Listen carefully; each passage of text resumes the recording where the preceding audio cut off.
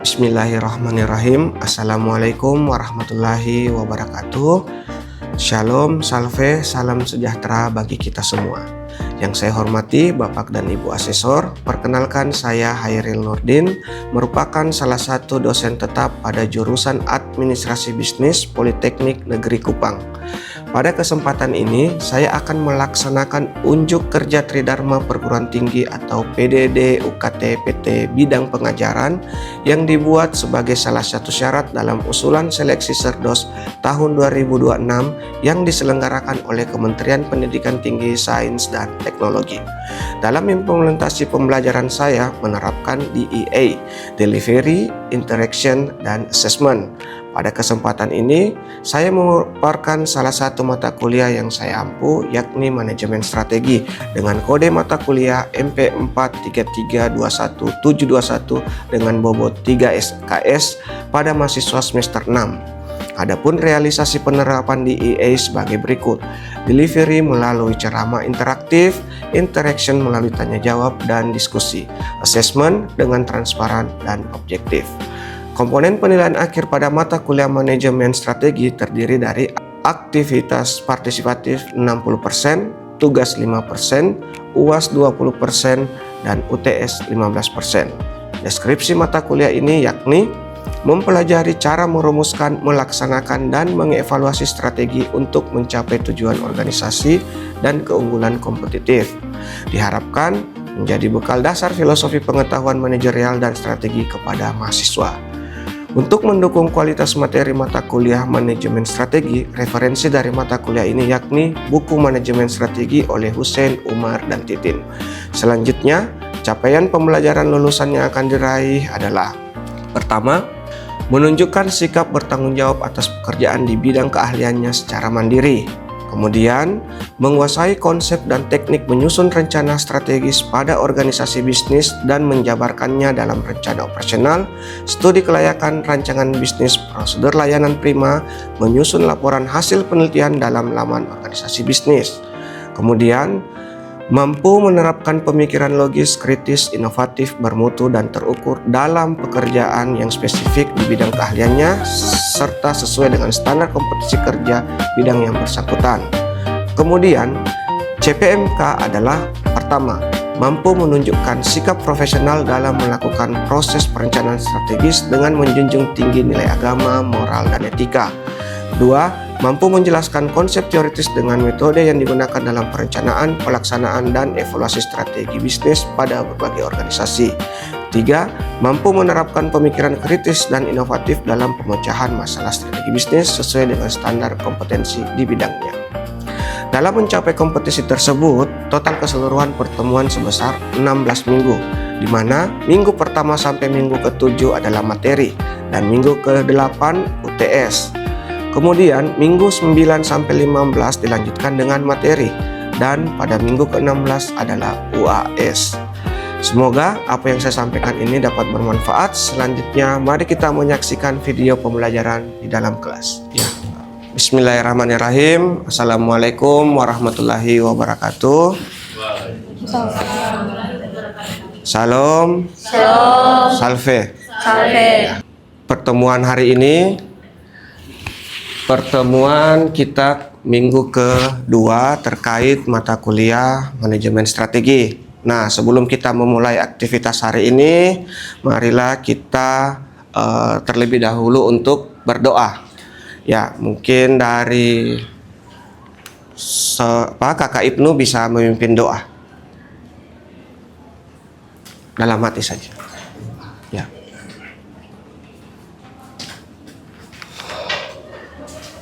Baik, teman-teman, sebelum kita memulai pelajaran kali ini, mari kita berdoa menurut kepercayaan masing-masing. Berdoa.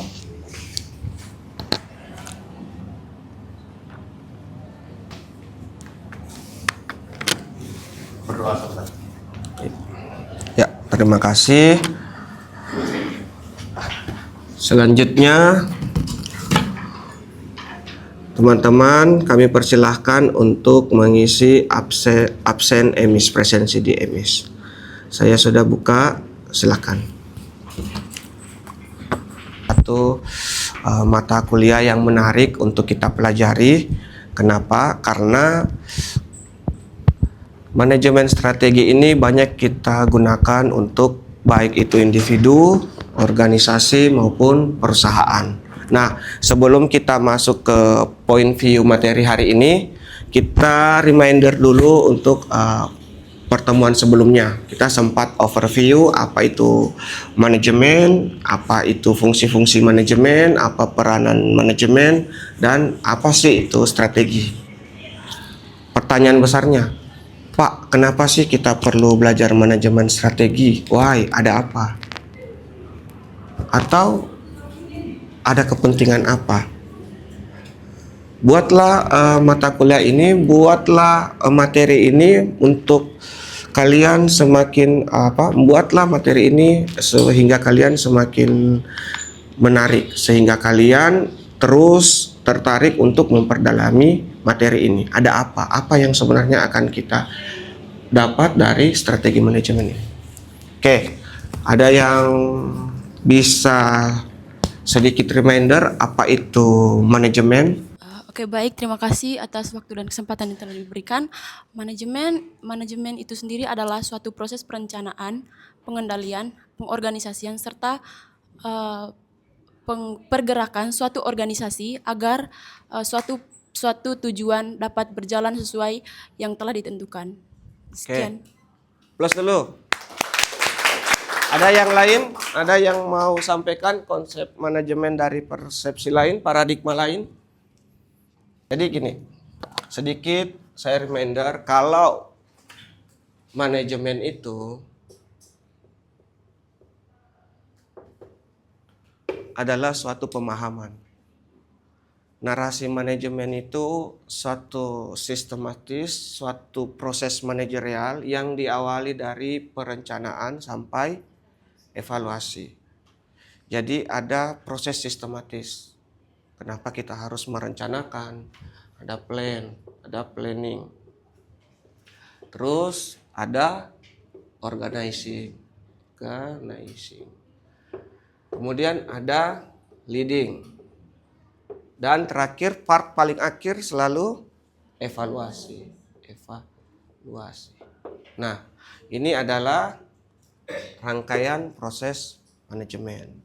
Ada proses manajerial di dalamnya. Kenapa perlu dilakukan aktivitas manajemen? Karena kita memiliki sumber daya yang terbatas.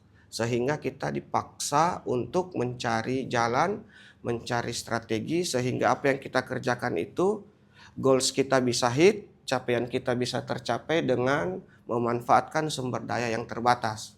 Contoh, misal sederhana. Kalau pemerintah satu daerah kita kaya raya, biasanya mudah untuk membangun infrastruktur, membangun jaringan, membangun misalkan fasilitas kesehatan, memberikan beasiswa yang banyak misalkan. Nah, tapi kalau kondisinya kita balik, fiskal yang terbatas, kira-kira kita kerjakan yang mana dulu? Prioritas kita yang mana dulu? Dikhawatirkan resiko atau keputusan ke depannya bisa mengakibatkan sesuatu yang fatal. Itulah kurang lebih konsep manajemen seperti itu. Kita butuh perencanaan, lalu pengorganisasian, leading, lalu evaluasi. Selain manajemen strategi, kita juga perlu mempelajari manajemen keuangan, manajemen pemasaran, manajemen sumber daya manusia. Ya, kenapa itu perlu? Sehingga setiap bidang itu memaksimalkan dia punya tanggung jawab, dia punya pekerjaan. Misal suatu perusahaan ingin meng-hire tenaga kerja. Perusahaan ini bergerak di bidang kesehatan misalkan. Berarti fungsi manajemen sudah kelihatan. Kita kira-kira hire orang ini yang care kesehatan atau yang tidak. Nah, itu salah satu peranan manajemen ada di dalam situ. Bagaimana kita bisa mengkorelasikan, ibaratnya match. Misal industri kita di kesehatan, kita hire tenaga kerja, ya minimal kita lihat dari misal aktivitasnya, misalkan kita lihat dia punya kepedulian terhadap edukasi kesehatan. Lihat misal kalau laki-laki orangnya merokok atau tidak. Kok kita di industri kesehatan bisa hire yang perokok misalkan. Itu kurang lebih kita harus perhatikan hal-hal seperti itu. Nah, sampai sini untuk part manajemen ini sudah paham semua?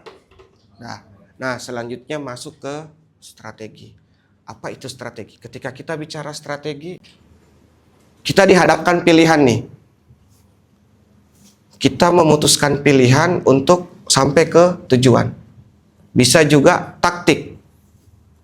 Itu strategi. Misal, contohnya, ada yang bisa berikan contoh tentang penerapan strategi? Fitri, pernah menggunakan strategi dalam kehidupan sehari-hari? Atau yang punya usaha di sini, siapa? Ada yang punya usaha di sini? Oke, overview dulu. Apa bidang usahamu? Bidang usaha saya di makanan cemilan. Makanan dan Cemilan. Ya. Ya. Sudahkah usahamu menerapkan konsep strategi? Sudah, Pak. Sudah. Ya. Oke, seperti apa contohnya? Strategi yang kita pakai biasanya itu yang pertama mungkin lebih condong kepada mahasiswa karena pertama target kita sendiri adalah mahasiswa atau pekerja yang baru masuk di dunia kantoran yang kurang lebih masih mengonsumsi makanan dengan target low budget atau range gajinya masih tidak terlalu tinggi. Karena makanan yang kita tawarkan juga tidak terlalu mahal, yaitu sekitaran 10.000. Jadi untuk mahasiswa dari kaum bawah, menengah, dan untuk pekerja awal masih bisa jangkau.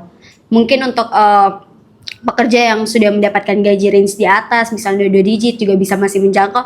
Tapi kita lebih fokus untuk kaum menengah. Oke, jadi waktu kamu merumuskan strategi, apakah kamu sudah menerapkan salah satu metode misal yang biasa digunakan dalam manajemen strategi itu SWOT analysis. Yang paling sederhana adalah SWOT analysis. Apakah kamu melakukan itu dulu sebelum menerapkan strategi atau sekedar berdasarkan feeling atau seperti apa? Untuk di bagian usaha makanan, sebelumnya kita bukan usaha makanan, tapi dari jual pakaian. Tapi ternyata waktu kita lihat peluang di sekitaran untuk pakaian itu masih kurang. Karena di situ adalah bagian kos-kosan. Lebih banyak di situ anak muda. Dan kalau pakaian itu cenderung pembeliannya menurun dibandingkan dengan makanan yang dikonsumsi hampir tiap hari. Sehingga itu kita dari usaha pakaian, kita ganti ke usaha makanan melihat dari peluang yang ada. Oke. Nah, kelihatan kan gapnya. Nah, dari sini kelihatan bahwa pentingnya itu perencanaan dulu. Ini bisa dikatakan bisnis yang otodidak atau nekat. Perlu kita ketahui prinsip dari perguruan tinggi itu, dari pendidikan itu adalah bagaimana semua teori, semua literatur itu kita selesaikan dulu. Lalu kita lihat mana yang hal-hal yang perlu kita perhatikan. Tadi buka pakaian ternyata tidak kuat melihat kondisi pasar, jatuhnya ke makanan. Nah, itu karena lemahnya di perencanaan. Nah, ilmu pengetahuan itu posisinya ada di sini. Pengetahuan itu posisinya ada di jembatan. Ilmu pengetahuan kita itu ada di jembatan. Artinya apa? Meminimalisir resiko yang akan kita hadapi ke depan. Jangan sampai kondisi itu sudah dituangkan dalam teori, tapi kamu nanti mendapatkan merasakannya ketika menjalankannya. Seperti itu. Jadi ketika ingin mengerjakan sesuatu, kembali kita ini lihat dulu. Sebelum mengerjakan sesuatu, kita rencanakan dulu, kita lihat, kita screening dulu. Seperti apa misalkan kondisi di lapangan, sebaran demografinya, kita mau buka usaha di daerah mana misalkan, target pasar kita apa, Itu semua masuk dalam kaidah-kaidah strategi. Jangan sampai kamu di tempat kamu di perumahan yang semua hampir penduduknya sudah bekerja. Tiba-tiba kamu buka usaha fotokopi. Marketnya kan tidak match. Coba buka usaha laundry. Konsepnya seperti itu. Jangan sampai nih, kalian sudah sewa mahal-mahal tempat, buka usaha. Karena menurut feeling, menurut saya di sana kayaknya bagus deh buka usaha rumah makan misalkan. Itu hanya berdasarkan feeling. Kalian lupa bahwa salah satu dasar penentuan lokasi itu lihat dulu mobilitas di jalannya seperti apa, area parkirnya seperti apa, area komersil yang dekat seperti apa, dekat rumah sakit kah, dekat perkantoran kah. Jangan mindset kita terbentur misal biaya sewa lahan mahal, akhirnya kita masuk ke grade B, grade C, yang pada akhirnya cash flow perusahaan kita tidak berputar. Kurang lebih seperti itu. Jadi kita selesaikan dulu ilmunya, baru kita mengambil keputusan.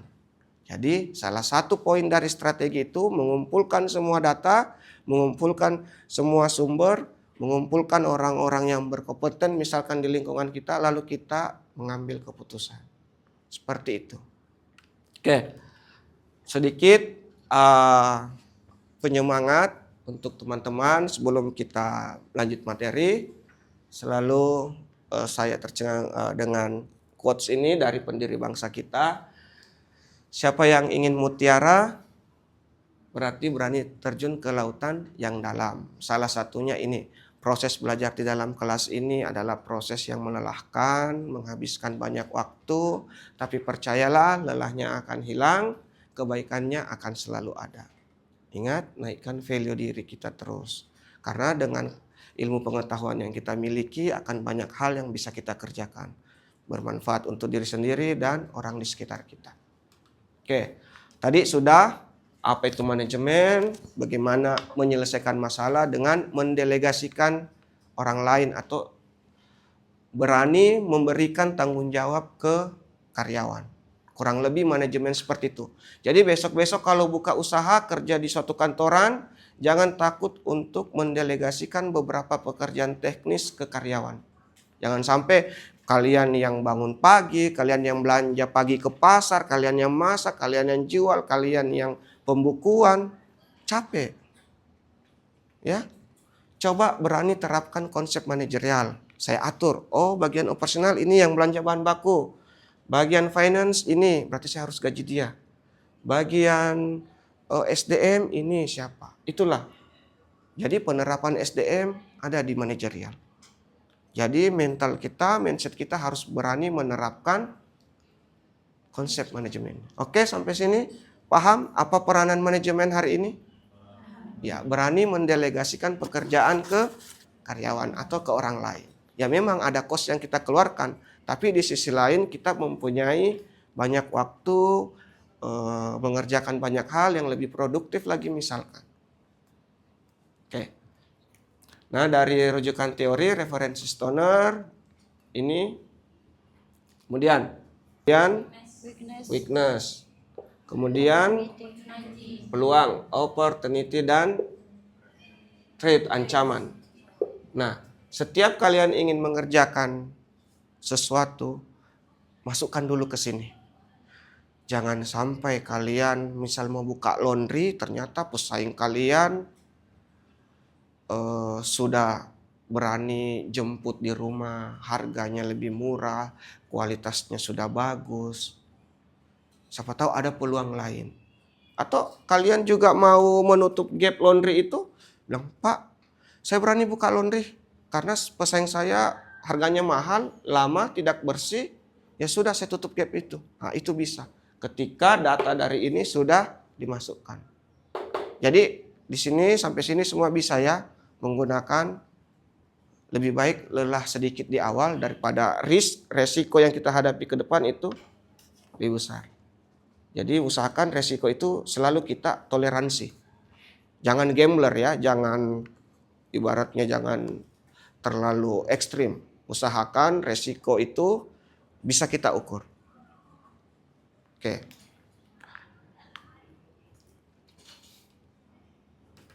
Kemudian konsep manajemen strategi tadi juga sudah, yaitu satu set keputusan tindakan yang menghasilkan formula atau pola pattern untuk diimplementasi dalam mencapai tujuan atau hit tujuan perusahaan.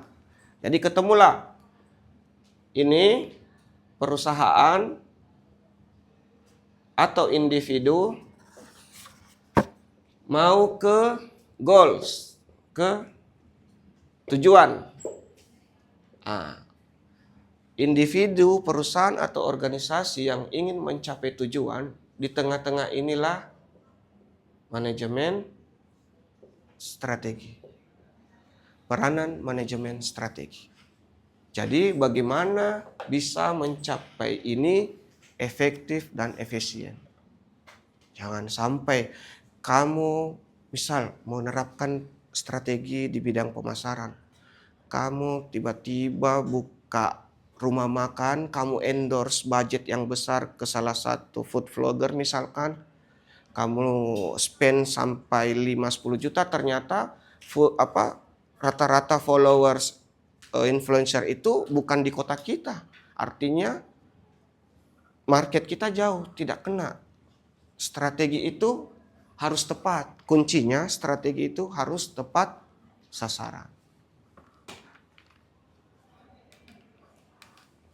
Nah, ini sedikit ekosistem bisnis biar kita reminder kembali, karena pertemuan awal ini kalian harus tahu dulu apa sih yang ada di lingkungan bisnis itu sendiri.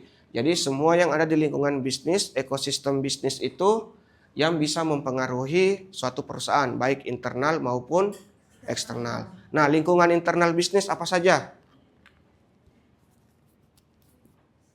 Lingkungan internal bisnis apa saja? Tadi ada karyawan, ada pemasaran, ada SDM kita. Kalau lingkungan eksternal perusahaan, sesuatu yang tidak bisa dikendalikan oleh perusahaan apa? Tren. Ada? Tren. Ada tren, apalagi? Ekonomi. Politik. Ekonomi dan politik. Seperti sekarang yang terjadi, ketegangan luar negeri, Timur Tengah misalkan. Akhirnya cost produksi usaha kita naik semua karena harga minyak naik. Jadi itu hal-hal yang tidak bisa dikendalikan oleh internal perusahaan. Belum lagi kebijakan pemerintah misalkan. Nah, hal-hal seperti itu. Oke, clear. Kemudian bagian salesnya, filosofi ada, scale up, terus finance literasi misalkan. Jangan disepelekan kalau manajemen keuangan itu tidak berkontribusi besar terhadap suatu perusahaan. Salah kalian menempatkan uang, salah kalian menempatkan investasi, rugi. Tapi kalau kalian punya high SDM di finance literasi, bisa menempatkan peluang, itu akan bisa menjadi tambahan untuk mempercepat pertumbuhan usaha kalian. Oke, ini sudah. Nah, di akhir perkuliahan ini saya memberikan assessment berupa tugas. Kalau Astra ini yang memproduksi otomotif pasar terbesar di Indonesia, itu sekarang lagi terancam karena kehadiran kendaraan EV atau kendaraan listrik dari China. Kira-kira strategi apa yang kalian terapkan sehingga Astra tetap memimpin pasar otomotif di Indonesia? Oke, boleh kalian kerjakan, nanti di submit, dikirimkan tugasnya. Oke, terakhir ini kompetitor Astra tadi, silahkan kalian analisis, kalian terapkan formula strategi apa sehingga Astra tetap memimpin pasar. Karena tahu kan, pajak mobil listrik murah, harganya murah. Nah, di akhir pertemuan ini ada yang ingin kalian sampaikan, kami persilahkan. Ada yang mau bertanya, Ibnu? Diberikan kepada saya ingin bertanya soal analisis SWOT yang telah Bapak singgung sebelumnya. Jadi dalam manajemen strategi, analisis SWOT itu sangat diperlukan. Jadi apakah klasifikasi SWOT itu sangat mutlak atau pengaplikasian SWOT itu mutlak hingga harus dipakai dan mengesampingkan internal atau eksternalnya perusahaan gitu. Jadi kayak apakah benar-benar mutlak strategi yang digunakan atau padahal masih ada analisis lain seperti value chain dan lain-lain seperti itu. Oke, good questions, pertanyaan yang bagus. Kalau kondisi seperti itu, ada banyak metode yang bisa kita gunakan. Itu dulu prinsip kerjanya. Ada banyak strategi yang bisa gunakan. Makanya kenapa dari awal kita harus tarik dulu ini, kita peras dulu ini, apa sih manajemen strategi ini? Oh, ternyata keyword inti dari manajemen strategi adalah bagaimana semua data kita kumpulkan lalu kita formulasikan sehingga terbentuklah suatu keputusan yang akurat. Kalau SWOT analysis itu adalah cuma salah satu part dari sekian banyak model strategi. Sama, misalkan kalian mau berpindah tempat dari kota A ke kota B, kan bisa menggunakan pesawat, bisa menggunakan kapal laut, bisa menggunakan kendaraan bermotor misalkan. Itu hanya media untuk sampai ke tujuan. Sama, tadi organisasi untuk hit goal sampai ke tujuannya, kita gunakan pola apa? Cari mana yang paling efektif, mana yang paling efisien, mana yang paling tepat. Dasar untuk menentukan itu, kumpulkan semua data. Jangan berdasarkan feeling, karena kita akan cari probability, mana yang paling mendekati keputusan itu. Contoh, untuk melatih peramalan kayak gini. Ketika awan tebal, lalu datang angin, biasanya akan hujan. Nah, kita ketika tahu kondisi itu akan terjadi, pasti keluar rumah membawa payung. Itulah strategi ada di posisi. Misal kalian pedagang minyak misalkan, tiba-tiba tahu kalau akan terjadi kondisi perang, ya mungkin sudah mulai melirik, mulai masuk ke industri itu. Jadi kita selangkah lebih awal daripada pesaing atau orang lain. Kurang lebih seperti itu. Oke, terima kasih atas pertemuan hari ini. Sampai jumpa di pertemuan berikutnya. Akhir kata, wassalamualaikum warahmatullahi wabarakatuh. Terus dulu. Demikianlah rangkaian proses kegiatan ini. Terima kasih atas perhatian dan kerjasamanya untuk semua pihak, khususnya Kementerian Pendidikan Tinggi, Sains dan Teknologi, Politeknik Negeri Kupang. Akhir kata, wassalamualaikum warahmatullahi wabarakatuh.